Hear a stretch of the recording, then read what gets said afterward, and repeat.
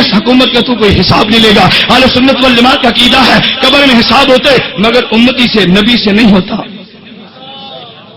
اہل سنت والجماعت کا عقیدہ قبر میں حساب ہوتے کس کا؟ بولیے کس کا؟ نبی کا حساب.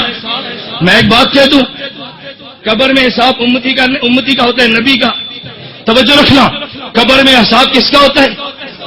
نبی کا. نبی قبر میں جاتا ہے, نبی سے حساب نہیں ہوتا, امتی سے رب حساب لیتا ہے. اللہ فرشتوں کو بھیجتا ہے, لیکن فرشتوں کے لیے جب حساب اور کتاب مکمل ہوتا ہے نا, پھر ابو داؤد کی روایت موجود ہے, روایات اور بھی ہیں. حساب کتاب کے بعد اس امتی پہ نیند کو طاری کر دیا جاتا ہے, اور ہماری زبان میں نیند کو موت بھی کہتے ہیں. اللہم بسمک اموت و احیا الحمدللہ الذی احیانا بعد ما اماتنا. کیونکہ موت کو موت کہتے ہیں, اس لیے قبر میں جب اس امتی پہ نیند کو طاری کر دیا گیا, نیند کو موت کہتے ہیں. ہم نے عام امتی کو میت کہہ دیا, لیکن پیغمبر کا حساب بھی نہیں ہوتا, پیغمبر پہ نیند بھی طاری نہیں ہوتی, پیغمبر کو مسلسل حیات ملتی ہے. اس لیے نبی کو قبر میں زندہ کہتے ہیں, عام امتی کو مردہ کہتے ہیں. تکبیر. تاجدار ختم نبوت عقیدہ حیات انبیاء.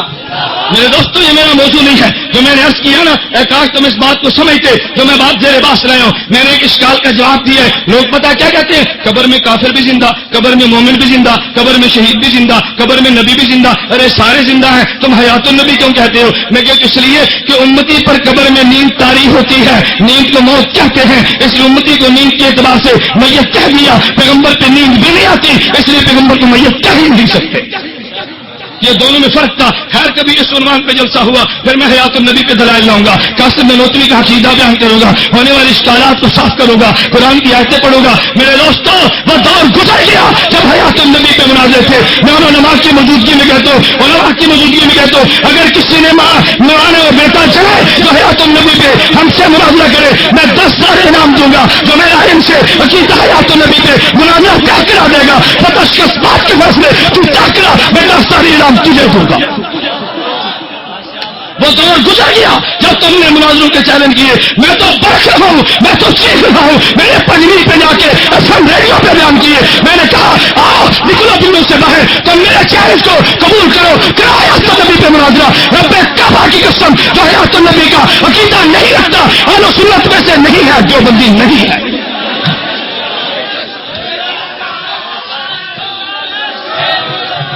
نعرہ تکبیر. تاجدار ختم نبوت اہل سنت والجماعت علماء دیوبند عقیدہ حیات النبی. میں نہیں مانتا تمہیں دیوبندی. تم کہو مجھے متنازع, مت پلاؤ مجھے اسٹیج پہ, مت پلاؤ اپنے جلسوں پہ. میں تمہیں دیوبندی نہیں مانتا. تو قاسم نانوتوی کے عقیدے کو قرآن کے خلاف کہے, مولانا خلیل سہارنپوری کو قرآن کا منکر کہے, تو صحابہ کے عقیدے کو قرآن کا منافق ہے. میں تجھے دیوبندی مان لوں پر میری زندگی پہ لعنت ہے.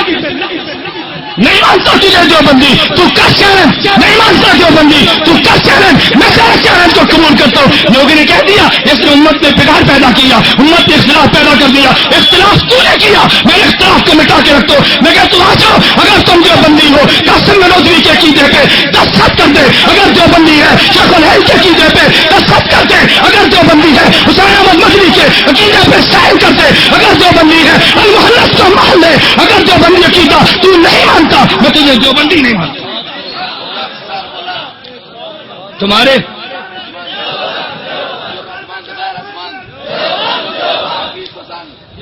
تمہارے رنگ اترتے ہیں تو اترنے دو. ہم نے بڑا عرصہ گالیاں کھائی ہیں, ہم نے بڑا عرصہ تم سے گالیاں کھائی ہیں. میں اس لیے بار بار کہتا ہوں عقیدہ بیان کر, بڑے زور سے بیان کر, تو حق سے لے. میرے کافر کے خلاف زبان درازی مت کرنا, میں تیری زبان کو کھینچوں گا اور جڑ سے کھینچ لوں گا. تو زبان درازی کر کے دکھا. کوئی بات ہے؟ جس کا جی سے دیوبندیت کو پہنچ دے, جس کا جی سے دیوبندیت کو پہنچ دے, پوری امت کے محسن, پوری امت کا محسن اس کو تو پہنچے, تیری زبان کو میں لگام دوں گا. اللہ نے چاہا تو جرأت اور طاقت سے دوں گا. چیلنج قبول کر کرو.